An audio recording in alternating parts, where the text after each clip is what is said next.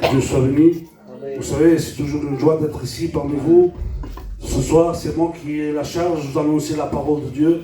Mais comme il a été dit par l'ancien, ce soir, celui qui va être en action, c'est le Seigneur. Amen. Ce soir, on veut s'attendre à lui. Amen. Vous savez, l'homme aime bien tout contrôler, tout maîtriser.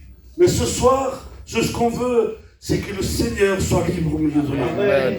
Vous savez, l'homme aime bien tout maîtriser, comme je l'ai dit. Il aime bien donner des noms. Cela, ça vient de la création. Quand Dieu va demander à l'homme, nomme tout ce que tu vois. Et cela, ça a resté dans l'ADN de l'homme. Nous, on aime bien donner des noms à tout ce qu'on fait. Comme ce soir, réunion d'évangélisation, ou réunion de jeunesse, ou réunion de prière. Mais en réalité, Dieu est libre. Dieu, il fait ce qu'il veut. Amen. Amen. Amen. Bien sûr qu'il faut de l'ordre, parce que nous avons un Dieu d'ordre, et les serviteurs ont le souci qu'il y ait une bienséance dans nos réunions. Mais ce soir, ce que nous voulons ne voulons pas rester enfermés dans des méthodes d'hommes. Ce soir, nous ne voulons pas vraiment que l'homme soit en action, mais ce soir, ce qu'on veut, on veut réaliser que le Seigneur est là au milieu de nous. Amen. Amen. Vous savez, un homme va inviter Jésus chez lui, c'est Simon le pharisien. Lui, il avait tout préparé. Il savait les questions qu'il allait dire. Il avait invité plusieurs personnes. Il s'attendait à les réponses qui allaient parler de la loi, tout cela. Mais Jésus va leur surprendre. Oui. Jésus ne va pas parler. Jésus va manifester la loi de Dieu. Amen. Amen. Et moi, ce soir, je m'attends à être surpris de la parole de Dieu. Amen. Parce que vous savez, comme dans la vision d'Ézéchiel, l'homme aime bien avoir des appuis qui sont humains. L'homme aime bien être appuyé sur la terre qui est l'humuse, qui représente l'homme. Mais vous savez, Dieu nous amène à avancer, à abandonner les appuis humains pour être dans les profondeurs. Amen.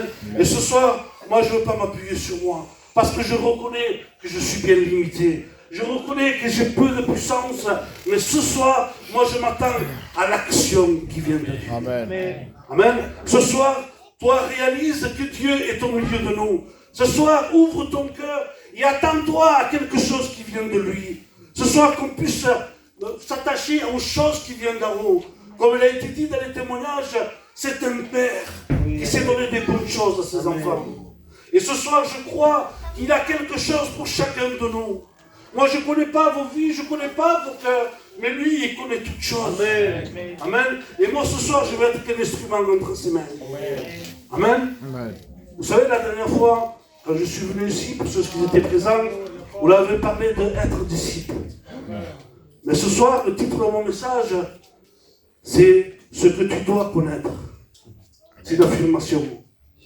Et je vous invite, pour ceux qui ont la parole de Dieu, à faire une lecture dans Daniel 8.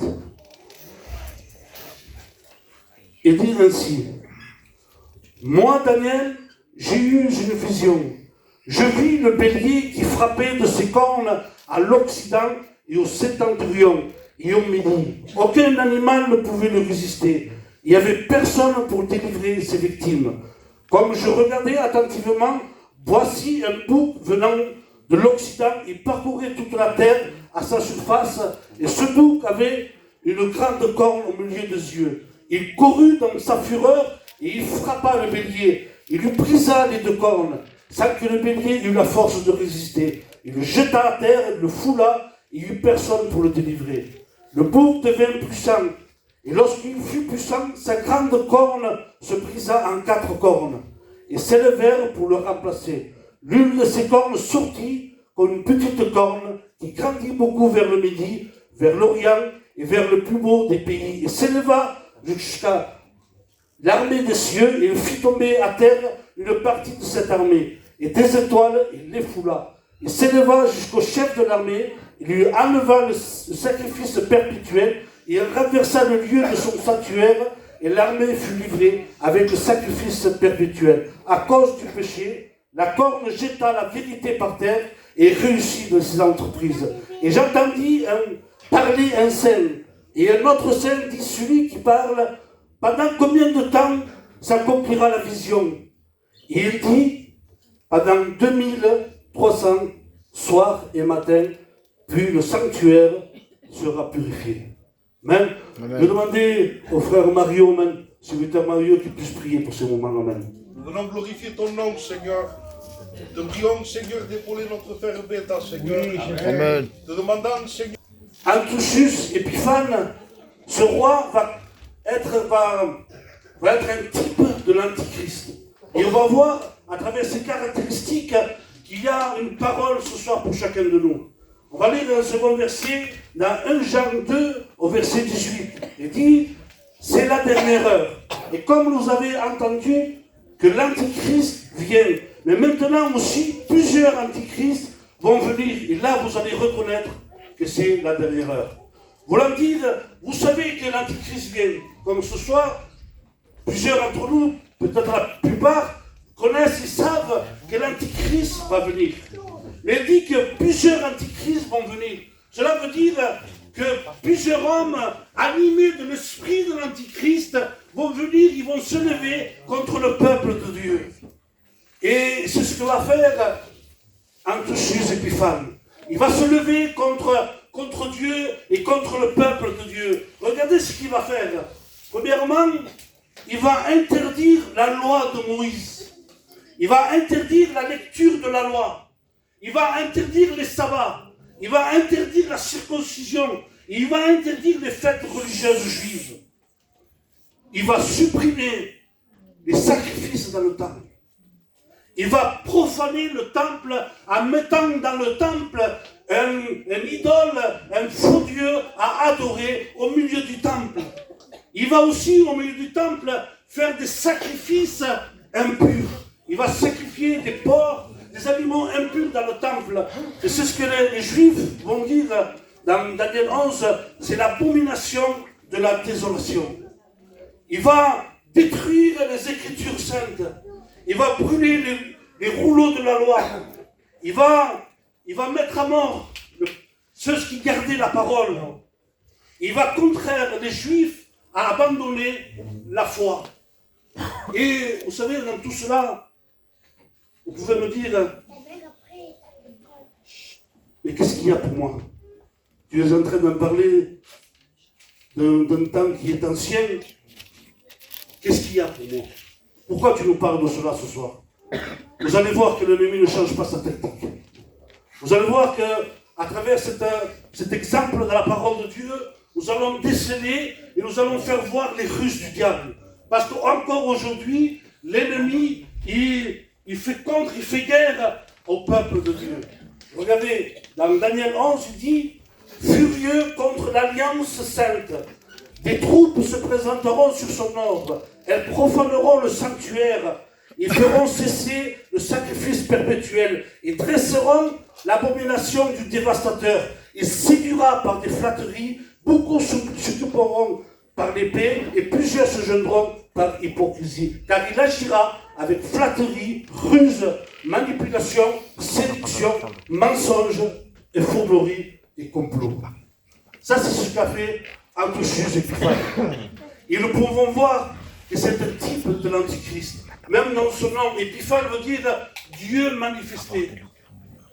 Et la parole que Dieu a mise dans mon cœur, comme elle a été dit dans les témoignages, c'est ce que nous avons un Dieu qui nous met en garde. Et ce soir, c'est ce que Dieu a mis dans mon cœur. Parce que vous savez, au jour d'aujourd'hui, l'ennemi est toujours furieux contre l'alliance qu'il fait avec Dieu. L'ennemi est toujours furieux contre votre engagement que vous avez avec l'Éternel. Et encore aujourd'hui, il envoie ses troupes contre ceux qui gardent sa parole. Dans le temps de Daniel, c'était une troupe, c'était une cohorte qui était physique, c'était des hommes armés. Mais aujourd'hui, l'Église, ce qu'elle reçoit, ce que l'ennemi lance contre l'Église, c'est une armée, c'est des troupes invisibles. Ce sont ceux qui sont sous son autorité. Il les a envoyés pour vous faire annuler, pour vous faire abandonner votre engagement avec Dieu. Et vous connaissez qui ils sont. Des fois, on a peur des mots. Ce sont ces anges déçus. Ce sont ces démons que l'ennemi lance contre l'Église. Il dit, il va détruire les Écritures. Il va brûler les rouleaux de la loi. Et encore aujourd'hui, c'est sa tactique. L'ennemi voudrait détruire les saintes Écritures. Ce soir, je parle avec la liberté, je dis ce qu'il y a dans mon cœur, je dis le message tel que je l'ai reçu dans mon cœur. Aujourd'hui, plus que jamais, l'ennemi voudrait détruire la parole. Plus que jamais aujourd'hui, dans le peuple de Dieu, il voudrait falsifier la parole, il voudrait diluer la parole, il voudrait nous amener vers un évangile facile, vers un faux évangile accessible, sans renoncement, sans payer le prix. Et l'ennemi voudrait nous attirer, voudrait nous corrompre à suivre un faux évangile. Mais ce soir, Dieu nous met en garde. Amen. Il voudrait profaner le temple. Vous savez, le premier temple que l'ennemi veut profaner, ce sont nos cœurs. Il veut mettre des choses à l'intérieur, des choses qui ne sont pas à la gloire de Dieu. Et ça, il le fait avec chacun de nous. Même dans l'église, je ne parle pas de l'église de Nabonne, je parle de l'église en général, l'église universelle. L'ennemi voudrait installer des choses qui sont impures dans l'église. Il voudrait corrompre notre pensée. Il dit qu'il voudrait, lui, il va essayer de mettre la culture des hellénistes. Mais aujourd'hui, combien de chrétiens n'ont plus la culture de la parole de Dieu?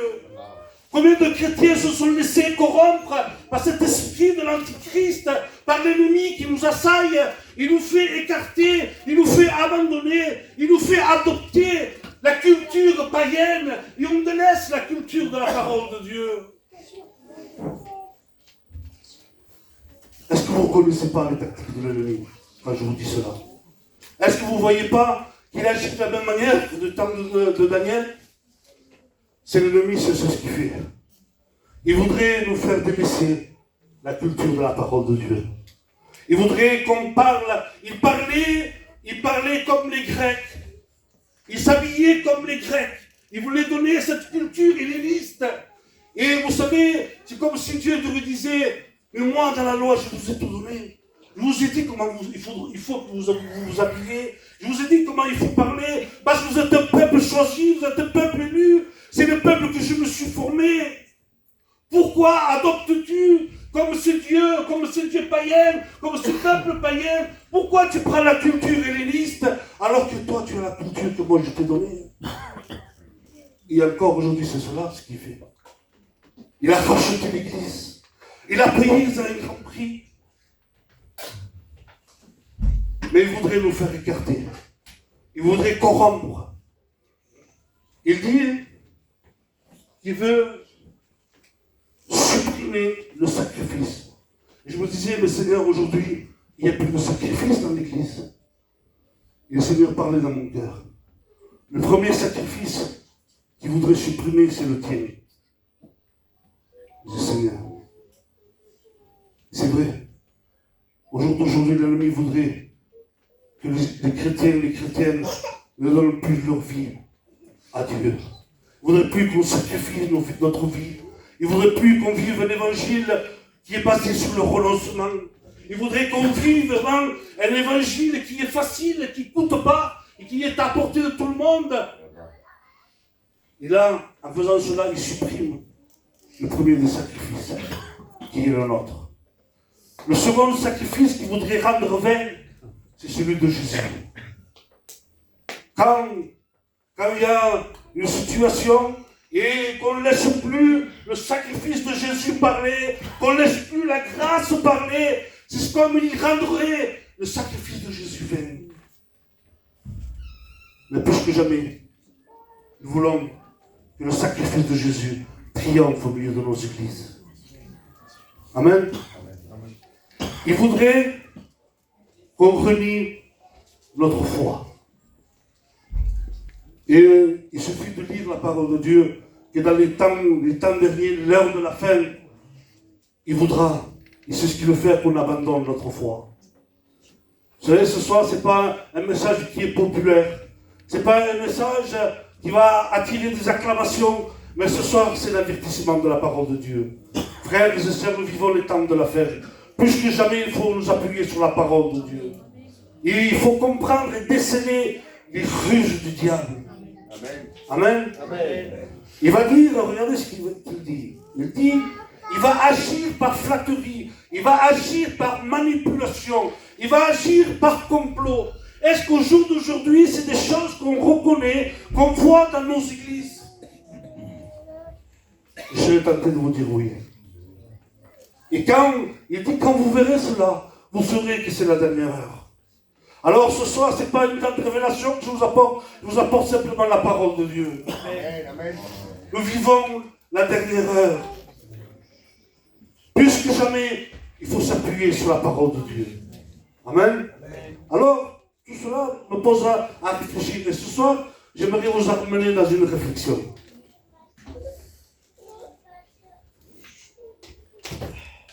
Quand je préparais le message, je me posais deux questions. La première, je me disais, mais Seigneur, toi, c'est ton peuple qui t'a choisi. Pourquoi tu as laissé faire cela? Pourquoi tu n'as pas intervenu puisque tu connais tout, tu sais tout, tu as vu les ruses qui se jetaient contre le peuple? Pourquoi tu n'as pas mis un frère? Pourquoi tu n'as pas envoyé un prophète ou un homme pour arrêter tout cela? Vous savez, tout est marqué dans la parole de Dieu. Regardez, Daniel 8, au verset 12. Il dit comme cela, l'armée fut livrée à cause de la transgression. C'est-à-dire qu'à cause de leur péché, l'ennemi a laissé, ils ont laissé une faille à l'ennemi, et l'ennemi est venu sur eux. Israël a laissé une faille parce que Israël s'est détourné de Dieu. Israël s'est détourné de la loi. Et l'ennemi a frappé le peuple de Dieu. Mais ce soir, comme à Israël, Dieu voudrait nous rappeler à revenir à lui. Amen. Comme vous savez, comme il a fait pour l'Église, l'Église a été rachetée, l'Église a été payée à un grand prix. Mais l'Église a tendance à regarder vers l'extérieur, l'Église a tendance à convoiter vers le monde, son cœur penche vers le monde, son cœur est attiré vers le monde. Et ce soir, Dieu voudrait nous dire, reviens à moi. Amen. Reviens à moi. Alors, la seconde question que je me pose, c'est celle-ci. Seigneur, tu as laissé faire cela. Tu nous demandes si c'est à cause de notre péché, notre transgression. Mais Seigneur, comment nous pouvons faire pour tenir ferme devant cela? Dans les temps derniers, comment nous allons résister à tout cela? Et vous savez, Dieu parle. Dieu, dans sa parole, il nous explique toutes choses. Dans Daniel 11, 32, il est écrit, « Mais ceux du peuple qui connaîtront leur Dieu agiront avec fermeté. » Voilà la réponse ce soir. Nous devons connaître qui est Dieu. Si nous avons une relation basée, une relation profonde avec Dieu, nous allons tenir ferme dans les temps de la fin. Plus que jamais, aujourd'hui, nous devons tenir ferme. Aujourd'hui, nous devons être basés sur la parole de Dieu. Parce que vous savez, les jours de la fin, les derniers temps, l'ennemi viendra pour nous séduire, l'ennemi viendra avec de la flatterie, avec de la corruption, pour nous enlever, afin que nous abandonnons cette alliance sainte. Mais vous, ce soir, qui vous êtes engagés avec Dieu, sachez que l'ennemi est furieux contre ceux qui se sont engagés avec Dieu. Il va annoncer, il va envoyer des troupes contre vous. Et nous avons vu tous les caractéristiques, tous les ruses du diable. Mais ce soir, il y a un encouragement. C'est de venir à lui. C'est de prendre garde et de rester ferme.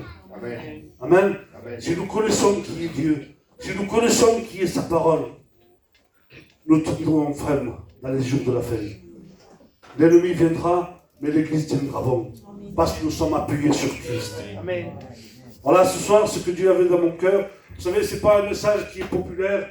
Comme je dis, ce n'est pas un message qui attire les acclamations, mais c'est un message qui, ce soir, vient nous avertir. Vous savez, nous vivons des temps difficiles.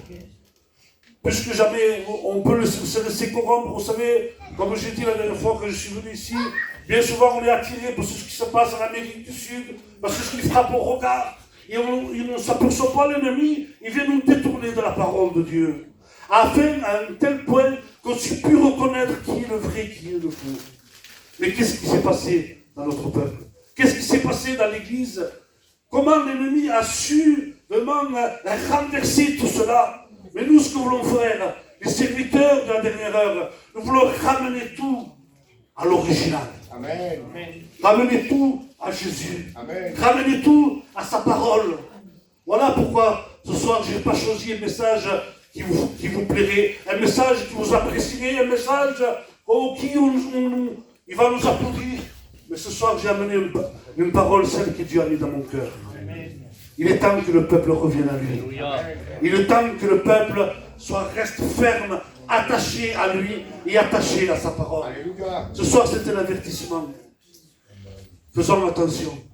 Prenons garde, parce que nous avons un ennemi.